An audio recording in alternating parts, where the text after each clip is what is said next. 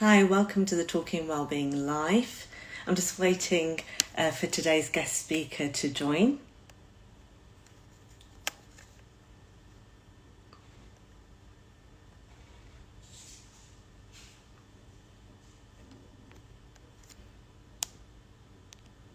You're well?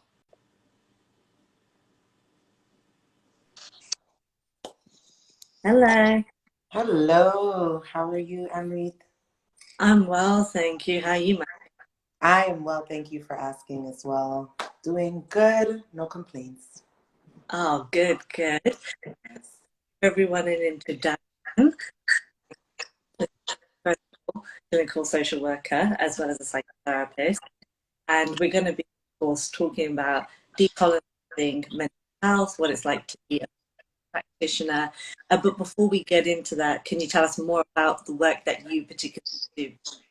Most definitely. There's a little bit of chipping in and out. I'm not sure if other people are hearing it as well.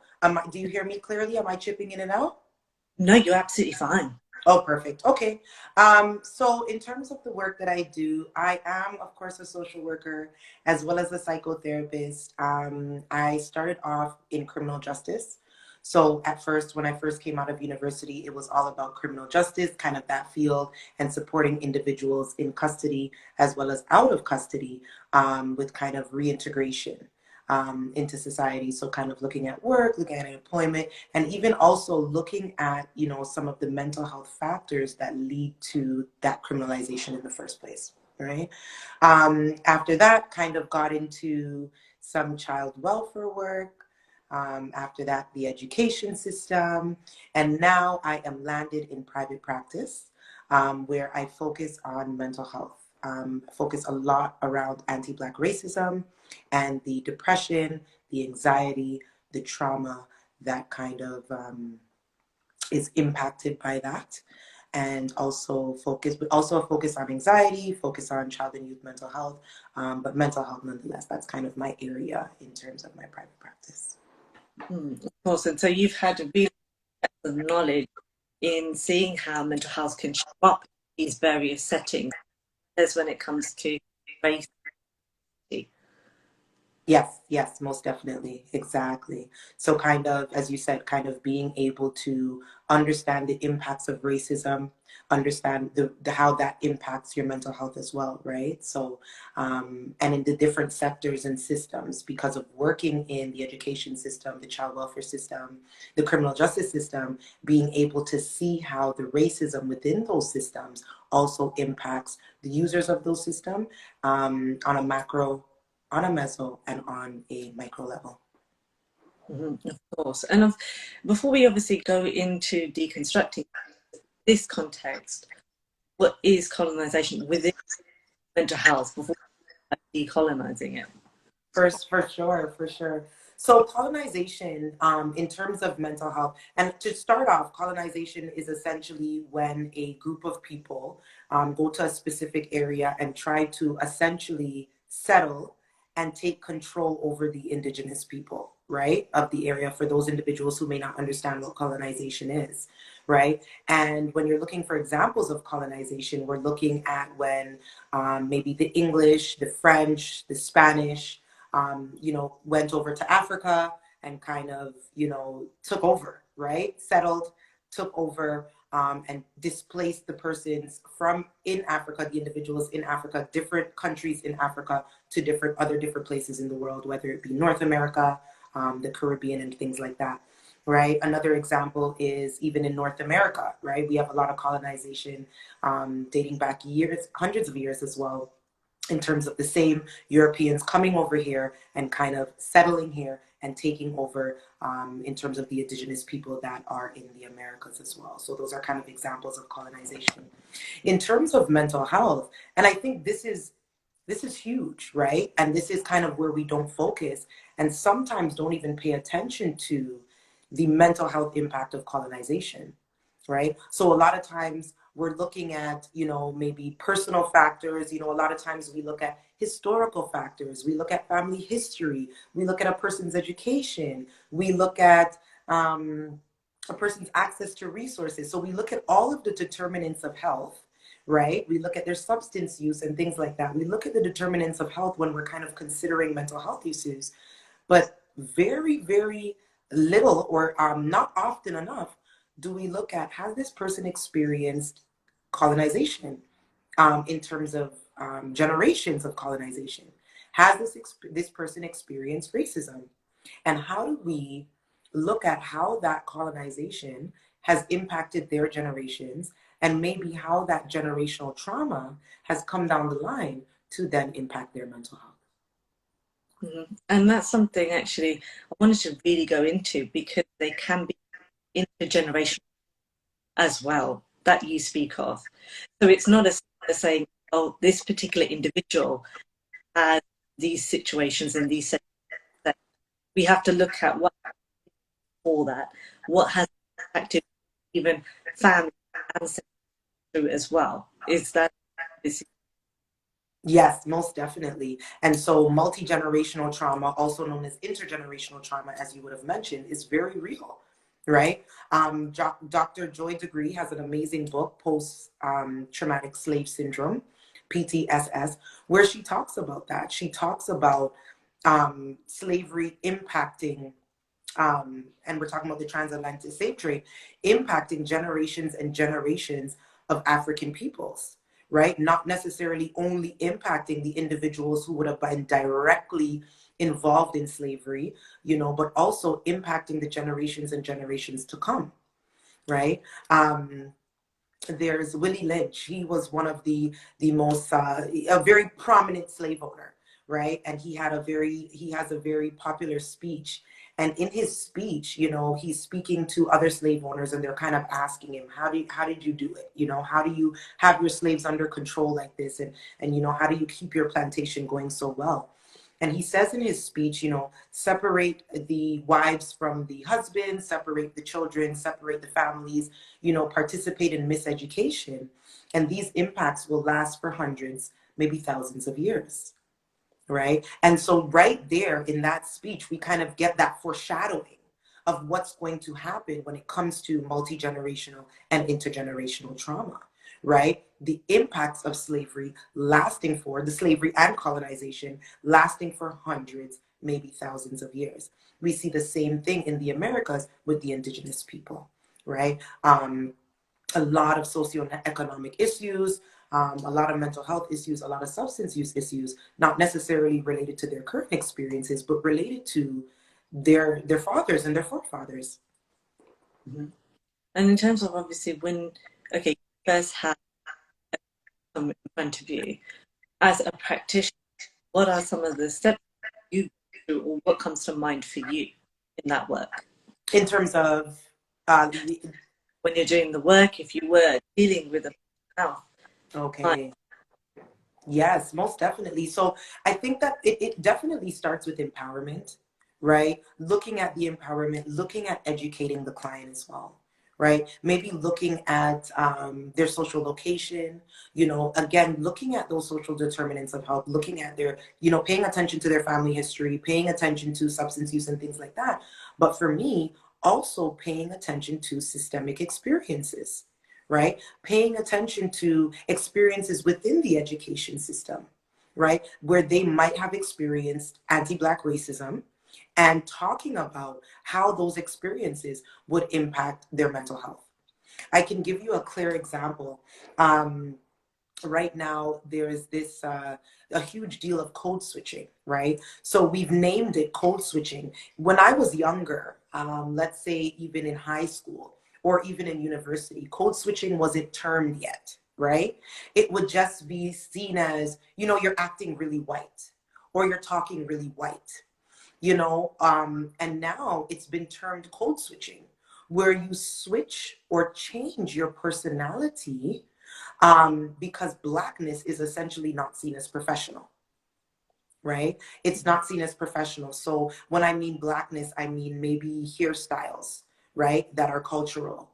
Um, I mean, maybe when you're from a certain community that has a dominant Black population, you might speak in a different dialect. You might have some of the accent that comes from one of your countries, you know, because I'm in Canada, and for a lot of individuals, for a lot of Black Canadians, you know, we're not, we just got here. You know, a lot of people don't know this, but we don't have generations and generations of Black Canadians. Only in Nova Scotia do we have that, which is one of our provinces. But for the most part, in places like Toronto, a lot of the popular, the big cities, Toronto, Montreal, Vancouver, we don't have generations and generations of Black people, right? We just kind of got here. So a lot of us are from the Caribbean, we're from continent. And so we have accents, right? Our parents came over with accents. And so these accents play a part in the way that we speak.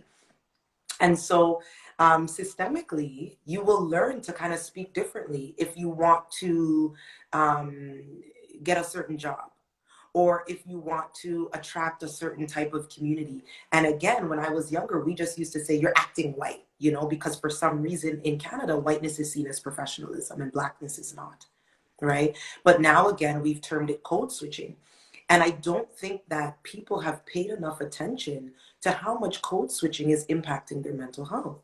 Because essentially what you're doing is you're being somebody that you're not for the sake of maybe a good job, for the sake of you know, participating in a certain activity, for the sake of things that you know, may be important and maybe not, right? But essentially, I don't think that, you know, it's like your mind is you are one way, but your mind is like you're tricking your mind to do something else or be something else because that's what society says you should be. And it's really taking a huge toll on individuals' mental health in terms of identity, because identity plays a really big part in your mental health, knowing who you are, right? It plays a big part in self-love, plays a big part in self-care. You need to know who you are in order to do these things, right? And if you're unsure of who you are because, you know, at home, you're being a certain person, in your community, you're a certain person, and then when you go out to work or you go out to this quote unquote professional environment, and then all of a sudden you're not allowed to wear your hair a certain way because boss maybe said that that's not professional, right? And so these things are really really taking a toll on the mental health of individuals who are participating in this thing that we call code switching. Mm-hmm. And it's all those points that you touched. Obviously, I'm based here. I'm from a South Asian community, like we spoke about, similar aspects. Yes. Here, emigrating, that be from different parts of India or Pakistan, and relate into what is more Western centric community. Yes. And then feeling either marginalized or feeling to change certain things about us to assimilate or to be accepted, like you said, and opportunities or day-to-day life. Yes. Yes. Yes. Exactly. Exactly. So it is definitely a part of it is acceptance. A part of Mm-hmm. it is kind of, you know, the media, social media, kind of putting out Mm-hmm. there what is acceptable, what's not acceptable, and you kind of playing a role in order to fit in or match what is seen as acceptable. Mm-hmm. Yes, and again, there's almost like you said, there's that happens with it. So in terms of what they want to authentically be, what they know is in their where they're at, and where then they go out to the world, and how that can show in our mental health. But also Exactly. in the work that you've done, especially, have you found that disparity as in a community where it may be more Western or it may be more Caucasian? Yeah, most definitely, most definitely. I so is I what I understand that you're asking is if like have I experienced it in term 100%, 125%. You know, it actually comes to the point where have certain experiences where you go into a workplace or you go into a job interview and you notice, wait a minute, I'm not getting certain jobs. You know, why am I not getting certain jobs? What do I have to change? I remember having a specific experience where I was looking for jobs, and I wasn't getting hired.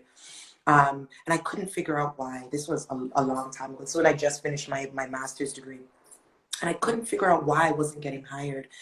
And I remember speaking to one of my colleagues at the time, because I was in another position, and I was speaking to my colleagues, and she said to me, you know, Micah, have you considered cutting your hair? Because I have locks, right? I have really long locks.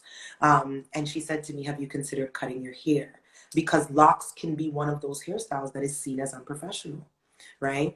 And so she said, have you considered cutting your hair? And I was in disbelief that, you know, at the time it was maybe 2015, 16. And I was like, in this time, is this reality? Is this still what's happening? Like, do we still have to change our hairstyles to be seen as professional? You know, so at this point, my qualifications and experience doesn't speak enough for me. That is not valued. Are we really looking at the way that I look, and this hairstyle that I have as unprofessional? You know, and what's interesting is that now that we've kind of coined the term code switching, we're having the conversation now, right? So that's the positive thing, is that there's that awareness, there's that understanding. So yes, we're having the conversation. However, I don't see where systemically things have changed, right? So you'll see posters up that say black hair is professional, and you'll see an individual with locks, or an individual with an afro, or an individual with braids and cane rolls, and it would say black hair is professional. And you'll say, you know what, that's a really nice poster. Maybe we're getting somewhere. But when I talk to my clients, right, and they're telling me about the expectations within the workplace, right, and their experiences with their managers who are calling them sassy, or saying that they have attitude, or saying that their personality is just not a right fit for the organization. When they're having these experiences, I am clearly seeing in 2022 that even though we're having the conversation, even though the term has been coined, systemically there has been very little change. Mm-hmm. And systemically, there are prejudice or archetypes actually that we're touching, that maybe even a mental that might come to be. So, for example, even here in the UK, the Race Equality Foundation saying that actually there were 40 times more people in black that were diagnosed, seem to already hold certain quote unquote characteristics of. Yes, exactly. And this is where the conversation starts to get really deep, right? Where you'll find that, you know, and we have a lot of race-based data, right? I think anti-Black racism is trendy, you know, for lack of better words at this point in time, you know, ever since we've seen certain things going on. And, you know, we can even touch on this because there was that recent hate crime that would have happened in Buffalo, which is actually very close to Toronto. Buffalo is about a 2-hour drive from Toronto, right? And so we can even get into that discussion. But I think through these experiences of the murder of innocent Black people by law enforcement, by other individuals, I think now anti-Black racism has become trendy. It's a trending topic, right? So there's all of this race-based data being collected to say, well, you know what, we're doing something about it, right? We're collecting the race-based data in the healthcare system, in the education system, in the criminal justice system, child welfare systems. Across the board, we're collecting the race-based data so that we can write reports and we can, you know, put money into these disparities, right? And again, you see it on the level of, I think it's like, yes, let's let it look pretty, right? But in terms of the micro level, on the individual level, you don't necessarily see the changes. And yes, it will take time to trickle down the line. So hopefully in a few years, we do start seeing the changes. But on the micro level, you don't see the changes, right? You still see the again, the mental health impact of the disparity, you know, of colonization. You know, one of the best examples for me is criminal justice, right? And this is the field that I started in. You have all of these lower socioeconomic communities, right? In Toronto, we used to call them at-risk communities, and then because of let's be more politically correct and call them needs improvement areas. Regardless, whatever you want to call them, they are the hood, right? That is what they are. So we are talking about the hood. So all of these different little low socioeconomic communities where for some reason, and I don't think this is by coincidence, the majority of the population is the Black community. These communities are underfunded. These communities have a lack of access to resources. These communities have, not as great education as the communities with the higher socioeconomic value, right? And you will notice that these communities is where are heavily criminalized, heavily policed. And these communities are the individuals, unfortunately, that fill up the youth justice system and the criminal justice system in terms of those the provincial jails, right? Mm-hmm. And so I think the criminal justice system is the perfect example because, in my opinion, criminal activity is a mental health issue, right? It is a mental health issue. It is, in terms of your mental health, you have to be in a certain mental state in order to be actively participating in criminal activity, right? You have to be suffering from some type of trauma, some type of depression, some type of, mental issue that is going to now impact your involvement in the criminal justice system, whether it be substance abuse, some family history. And again, it goes back to that generational trauma, related to poverty, related to slavery, related to all of these things that now create criminalization, and again, there are some studies and some work being done in terms of looking at that when sentencing, looking at, the historical experiences, looking at, experiences with racism when it comes to sentencing. Very new work being done, started in Nova Scotia and coming over to Ontario. So very new work being done. So yes, the work is being done, but it been needed to be done, Mm-hmm. right? It should have been done a long time ago. Right? In terms of looking at, again, colonization, looking at anti-Black racism, looking at multi-generational trauma, and the impact on somebody's experiences and the impact on the things that they're doing, right? Because racism makes you angry. Mm-hmm. I'm not sure, a lot of Black people are deemed as angry. The angry Black woman, that's a trope, right? The angry Black man, violent and criminal. I think we have the right to be angry at this point. I think we have the right to be angry. When I watched that video of the mass murder that happened in Buffalo, it looked like a video game. Black people were targeted by this shooter.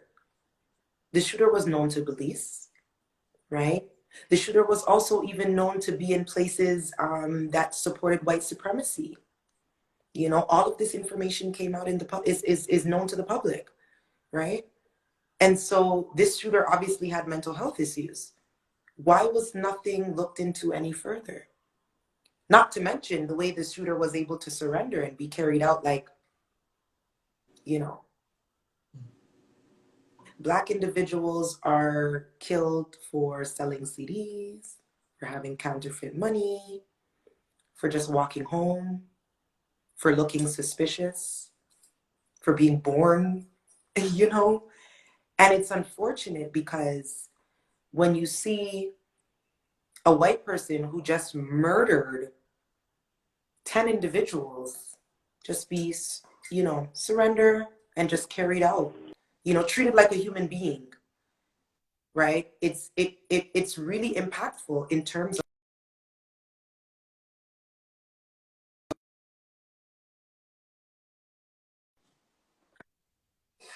Sorry, they just sort of dropped out because of a signal there. That's okay. That's okay. So yeah, in terms of the mental health impact and even this, as a community, Mm-hmm. how do we heal mentally when the trauma continues? The mass murder of individuals just because of the fact of being Black. As a community, how do you heal from that trauma when the trauma just continues? And again, going back to that mental health impact, going back to, when we're looking at a person's mental health, when we're diagnosing with depression, when we're diagnosing with anxiety, when we're diagnosing with bipolar, schizophrenia, as you mentioned, are we looking at the impact of colonization? Are we looking at the impact of anti-Black racism or racism? Right? Exactly. And I think sometimes it can be looked at in this particular way when it does need to be looked at. You said as a where people do actually need to consider these layers within it. It's not as simple as to say, okay, it's just a mental health issue or it's just a race issue. I think that really minimizes, of course, those things, but in it, that it needs to be looked at on a very level basis. Exactly, exactly. And I think that that's one of the things that are key is really being able to discuss the micro, the individual. What are people going through on an individual level? You know, the mothers in the education system whose children are being marginalized, you know, and told that they have behavioral issues, being told that they need to be tested for ADHD, right? And these are the things that happen all the time. You know, what is that mother dealing with? What experience does she have? And how valuable are those experiences to the greater community, right? Again, even looking at when we talk about decolonizing mental health, even decolonizing therapy, you know, the way that we look at our practice. A lot of Black people say, no, I don't want to go to therapy. That's not for me, right? Or I had a really negative experience with therapy because the person couldn't understand my experiences. Racialized individuals have very, very different experiences from non-racialized individuals. Individuals who have experienced colonization have very, very different experiences from individuals who have not experienced colonization. And these experiences, I think the impact on the mental is so huge, so direct.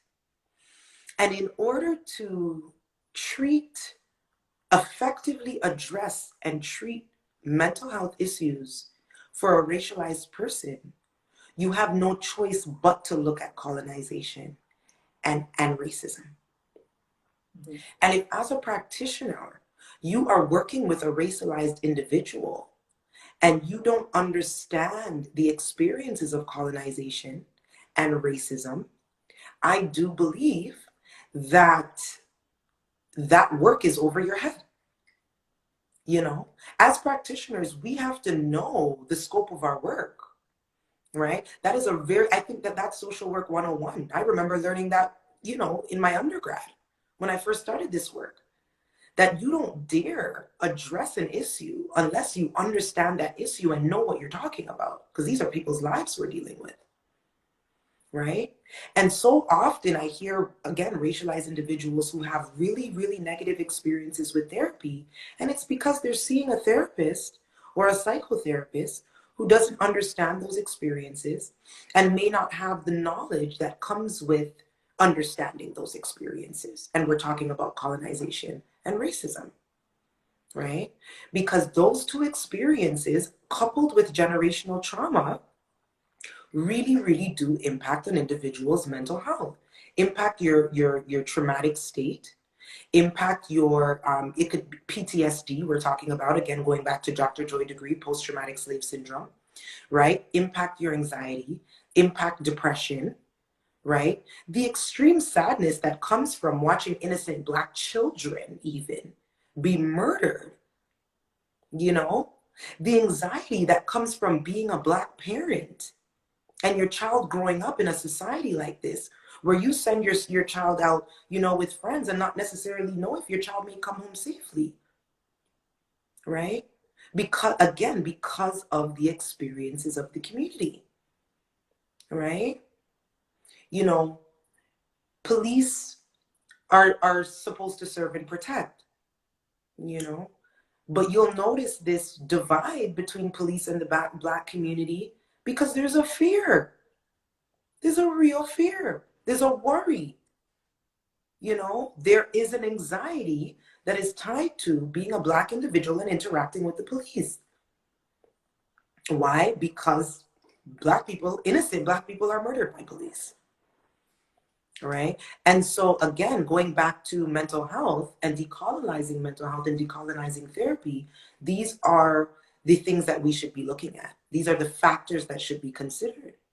Right? So, when we, let's say we look at, let's say we're looking at depression again, or we're looking at anxiety, you know, one of the two most common mental illnesses out there. You know, are we dealing with a racialized person who has experienced anti-Black racism? And is that linked to the depression that they're experiencing? Is that linked to the anxious or anxiety feelings that they are experiencing? Right? Even the DSM, right? When we look at the definitions and the symptoms and the signs of mental illnesses, none of these things take into consideration multi-generational trauma coming from colonization. No. And so that is why the experience of a racialized person is so different from a non-racialized person, you know, especially when it has to do with mental health.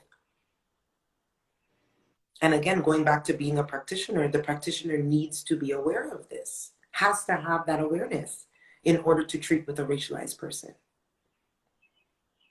Mm-hmm. And so that obviously that accountability, that it comes even up to us, practitioners, how we update our skills, what we absorb as our own content. The DSM, as you mentioned, is the diagnostic system.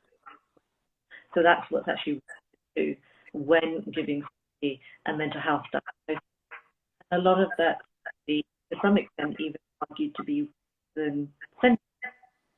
So it doesn't take into account community or even individual beliefs, because an individual belief or what they've been taught growing up can go against what is said to the DSM. Like you touched on it, they can fear as well, and they can be stigma even within communities, and that's not necessarily always featured in manuals like that. Exactly. I think the DSM it's very like it's very similar to like standardized testing, right? Very cookie cutter, very one way, very like this is it and this is how it goes, you know. And it's so unfortunate because no two individuals are the same, right? No two individuals are the same. Twins and persons born together, you know, we're talking about twins and triplets, they may have, you know, the most similarities and stuff like that, but even then they're still individuals, right? And no two individuals are the same. And I think if we were supposed to be, that's how creation would have been. We would have been cookie cutter and we would have been designed the same, but we weren't. And we're not, you know, which means that each individual is going to have a different experience, right? And so it's really, really, really difficult to understand how even when we're diagnosing someone, you know, how little we even look at their individual experiences and how much we take into account, okay, well, the DSM says these are the signs and symptoms. So if we see these signs and symptoms, then yes, it must be this, right? But are we really, really, you know, giving that holistic assessment in order to really figure out what this person's dealing with? You know, a lot of times in the Black community, it's trauma. And we know that signs and symptoms of PTSD can look like a lot of different mental illnesses out there.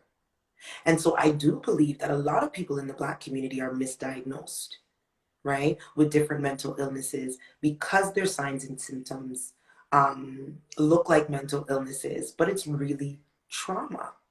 You know, both trauma that they're experiencing now because of anti-Black racism and racism, systemic and institutionalized racism, as well as multi-generational and intergenerational trauma that they would have been experiencing because of the experiences of their parents and their ancestors.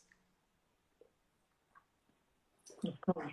And like you said, they can be, well, quick to diagnose all that misdiagnosis that happen. And in terms of an individual who is watching this and they have suffered trauma and they have all the things that we've spoken from a racial perspective of the community, so what would you advise as their first step in terms of step? What would you advise as taking that first step towards improving them? Mm, I would definitely say, I think there's so many different first steps, right? And I think a big part of it is to start with self, right? Most definitely start with self. You want to start with trying to understand your feelings and understand your experiences. But you definitely have to start with your identity, right? That kind of identity seeking.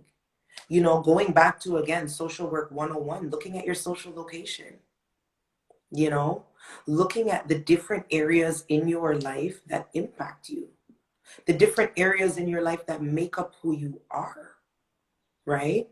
So, in social work 101, when you're doing kind of that social location map, and you're looking at all the different areas that make up your life. So you're looking at gender, you're looking at, geographical location, you're looking at, your parents, where your parents are born, where you are born, you're looking at your religion, you're looking at sexual orientation, you're looking at, your education background, your hobbies, things that you like to do, all of those things, even your political stance, you getting to know yourself, I think, is maybe one of the first places to start, is really looking at your identity and really looking at the different areas of your life that make up who you are or that influence your personality and your identity. Looking at those different factors, socioeconomic status, employment status, you know, who are you? Right? And then once you kind of figure out who you are and the different areas of your life that impact your or influence your life, you can kind of move on to the next stages and see, okay, how do they impact me? Do they impact me negatively? Do they impact me positively? Are these things who I want to be going forward? Are these things maybe would have come from ancestors and parents and I no longer want to be these things? Right? Do I have certain labels on me that I no longer identify with?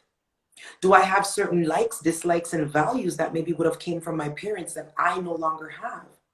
What do I like? What do I dislike? What do I value? Who am I as a person?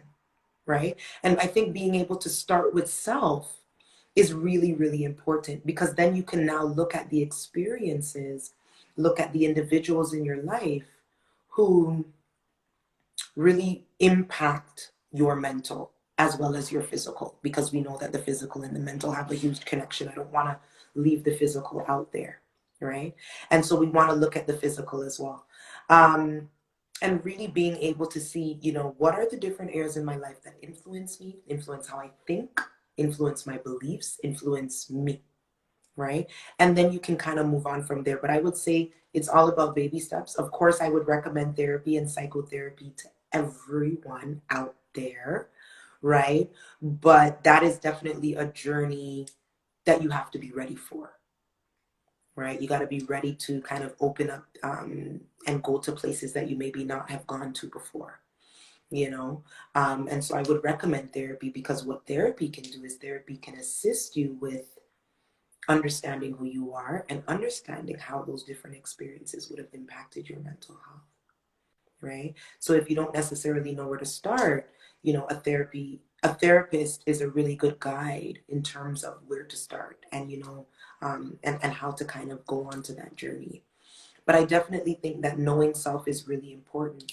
And again, knowing self is also very important because I think racialized communities are there's a lot of preconceived notion when it comes to racialized communities that comes from the media, right? If we look at, the Black community, we a lot of times the media is portraying, again, the Black man as this criminal, scary, big person who's going to be violent with you. A lot of times Black women in the media are over sexualized and, and also, seen as like very ghetto, for lack of better words, right? And so a lot of times when we see these images in the media, we kind of have like images that tell us who we are and who we should be, right? So I think that's why that identity seeking is also so important, so that you can figure out who you are before the media has a chance to tell you who you are, or you're influenced about what you think you are or who you think you are by the media. Social media has made it 10 times worse, but you know, I think that's why that identity piece is really important. And you know, again, if you don't know where to start, I know for us in Toronto, there's community programs out there that, you know, touch on identity, you know, and focus on identity. And when I go into, you know, a bit about, you know, what I do and where people can find me, you know, there, some of the work I do is really focused on identity and you know, Black people figuring out who they are. Because again, when we were taken from continent, our tradition and our culture was also taken, right? And that's why it's so easy for us to be influenced. Again, going back to colonization, going back to how it has impacted our mental health. It goes back to that piece about identity. You know, how do you do anything if you don't know who you are? You know, and how do you really truly know who you are if your traditions and your cultures was ripped from you, you know, by no fault of your own, but because of colonization? And it's doing that deep work, of course, not that we're meant the way of going back to itself. Mm-hmm. What does that look like? Your beliefs, as opposed to types or. Yes, exactly. Exactly. Because there's a lot of stereotypes out there, right? There's so many different stereotypes. And so it's like, you know, even again, looking at your identity, are you acting a certain way to match up with a certain stereotype? Or is that who you really are? You know? And so again, colonization has even created that, right? Has created this lack of identity amongst, you know, certain communities, amongst racialized communities. You know, same thing with the indigenous community, right? Back in Africa, you know, in different countries from in Africa, a lot of West African countries, you know, the people were taken and they were brought to the Americas and the Caribbean. The indigenous community, again, were kind of, their land was taken from them and the settlers came. And not only was the land taken, but they were placed in something called the residential schools, right? In the residential schools, they were taken, the children were taken from their families, taken from their mothers, their fathers, their grandparents, and placed in residential schools. And it was just that, a residential school, so you would live there, where they were taught westernized traditions, they were taught westernized religion, they weren't allowed to speak their language, they weren't allowed to practice their spirituality, and they were beaten and sexually assaulted if they had, and even if they hadn't, right? I know a lot of people would have heard about, you know, all of the areas in Canada where children's remains were found, right? And it's these residential schools of where the remains are, you know? And so it goes to show you of again, going back to the impact of colonization, right? Your identity, your culture was completely forced out and ripped away from you, right? Again, so it goes back to, you know, the question of who am I or who are you, right? And how much, again, that lack of culture, that lack of tradition, that lack of authenticity, yes, exactly, carries and killed, you know, that lack of knowledge about you and your community, you know, how much that can impact your mental health, you know, and again, taking those things into consideration. And so in terms of the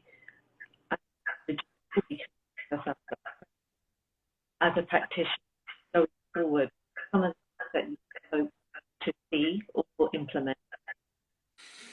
Definitely. So in terms of, I can say in terms of implementation, you know, my my community has always been very important to me. And when I say community, I say on the micro level, I say on the measure level, and I say on the macro level. So when I say my community, I mean, you know, those closest around me. I mean, you know, those in terms of the greater Black community. And I also mean those in the world, you know, the all of the African people in the world, you know, because I know that, you know, and we discussed this in terms of the UK, it being very similar. The Black experience is actually very similar to what it looks like in Canada and in Toronto more specifically, right? I would have taken 3 years, and I spent 3 years in Trinidad doing Caribbean social work. My motherland is Trinidad, so my mom's from Trinidad, and I kind of just wanted to see what Caribbean social work looks like. What does it look like for people who are still back home, as we would say, right? So it took some time, a few years over there, to work in their social work system, see what it looks like, and see how much it differs from the westernized world. And what I can say is that colonialism, even in the Caribbean, is so alive and well, and so had such a deep impact on the individuals who are in the Caribbean. It's almost, it's really, it's like, it's sad. It's sad. I'm trying to think of a word to use, but when I think about it, it's sad of how much colonialism has impacted racialized individuals. And in the Caribbean, I see where the individuals not haven't necessarily, I don't know if they know or if they don't know, I'm not sure. So there's very little pushback, right? And so I guess what I'm trying to say is that I would love to see change. I would love to see pushback. On a bigger level, I would love to see racialized communities come together and be able to, I'll give you an example, in the States, when they talk about Black Wall Street, right? I would love to see racialized communities understand the importance of ownership, understand the importance of building up community, understand the importance of owning things and giving back to our community. For too long, we have wanted to be accepted, and for some reason, we continue asking for this handout. We continue expecting a change in these systems. I think I have gotten to the point where I believe the systems are actually acting as they were designed to act. The systems need to be dismantled, not changed. The system need to be rebuilt. So I don't see where there is going to be a change in these systems. I think that the systems need to be broken down. Like when you demolish a building and you rebuild one, it needs to be demolished. And some may think that this is a little bit radical, right? But I'm not going to hold my tongue, and I'm not going to say that I'm not a revolutionary, because I am. I am a revolutionary, right? I consider myself a revolutionary. And because I consider myself a revolutionary, we have to look at the work of the revolutionists, right? We have to look at the work of the persons who say, you know what, no, we're not standing for this anymore. And if we continue to expect a change in the education system and the healthcare system, and if we go back to the times of civil rights in the 60s, right? If we go back to some of Tupac's messages, he was a rapper. If we go back to some of his messages, it talks all about anti-Black racism. When we go back to the time of, Martin Luther King, Malcolm X, Toni Morrison, if we go back to their time, right? When you read Toni Morrison's books, it sounds like now. So it's like, how much have things changed? And so I think I want to see systems rebuilt. I think I want to see systems that are owned by racialized persons, that have the ability to go back to the needs of the community. I don't necessarily know if you can truly and authentically understand the needs of a community unless you are a part of that community, right? I'm not going to sit here and pretend I understand the experiences of other racialized individuals. I'm not going to sit here and pretend that I understand the experiences of white people. I understand the experiences, and again, not all of the experiences, because every Black person has different experiences. But I can say that I understand the experiences. If a Black woman was to come to me and tell me about her experiences with anti-Black racism and colonialism, and institutionalized and systemic racism in Canada, I can say that I can relate to those experiences because I've had them myself. And so I have the ability to help address and treat with some of those issues, right?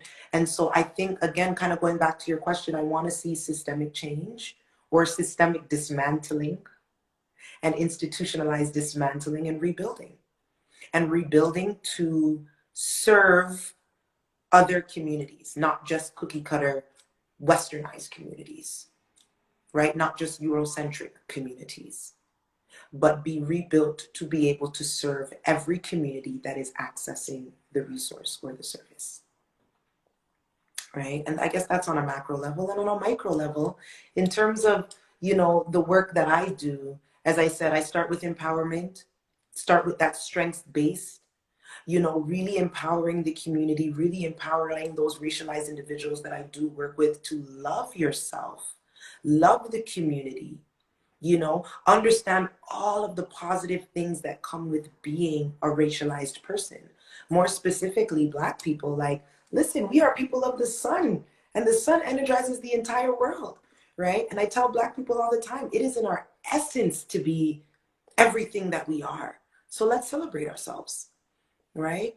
Let's not look at how the world sees us, and let's not see ourselves how the world sees us. Let's see ourselves as we truly are, right?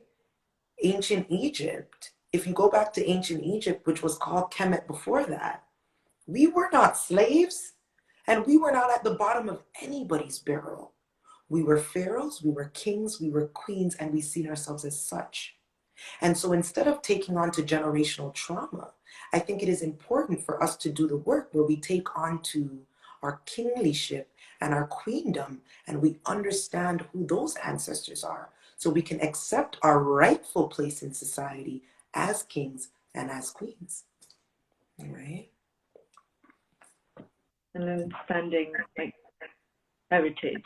Almost like obviously we would say in psychotherapy, but not just reframing, but also understanding your origin story. Yes, exactly. Exactly. And, you know, I think of Sankofa, and I have a team of psychotherapists that I work with, Gail Wedderburn and Shamarki Duwale, and I work with them in community, and we've been working together for a while now in criminal justice and, you know, in other systems. And our team is called Sankofa, right? And we have put together Sankofa Legacy Project to assist different institutions and assist different systems with working with Black individuals. So that's what we do. We work, you know, with some of the different ministries to work specifically with Black individuals to empower them and to look at, again, oppression, look at marginalization and the impact on mental health, right?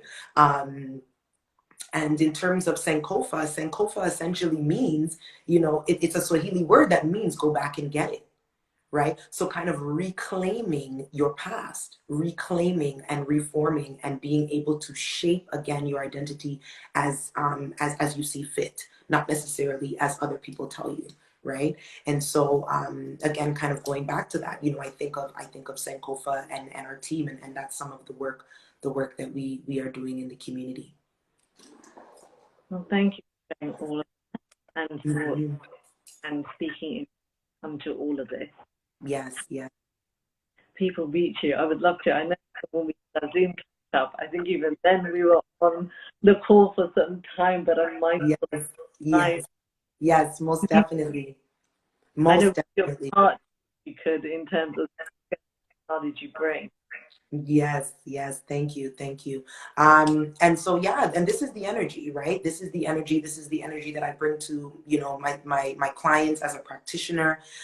This is the energy that I bring to my Sankofa team. This is the energy that I bring to community work. You know, myself and another one of my partners, Zayfit 416, we have a community program that again is kind of specifically catered to the racialized community in terms of physical and mental health, right? And again, I talked about that earlier in terms of the connection between the physical and the mental. And we have a community program called the Ultimate Experience that is just about that, right? In terms of, you know, bridging that gap that is, you know, between the mental health world and the physical health world. You know, she's a fitness guru, and me as a psychotherapist kind of bridging together that gap, because there should be no gap. when we think about balance and alignment, it is all physical and all mental. We know how much, an imbalance in the nervous system can impact your mental health. Or, we talk about gut health and how much that has an impact on your mental health as well. So, I also have, those community programs as well. And it's really, again, just bringing the same energy to my clients as a practitioner. So in terms of where people can find me, you can find me right here on IG. All right. So I am on Instagram at cope_counseling. So my business is called Cope Counseling, right? Because it's always about coping with your day-to-day, coping with your mental health, coping with your physical health. We gotta find, in order to keep going, we gotta find a way to cope, right? Especially with this collective pandemic energy, all of these things going on in this world right now. In order to keep making that step by step, we gotta be able to cope. And so I am Cope Counseling Toronto, or Cope Counseling Services.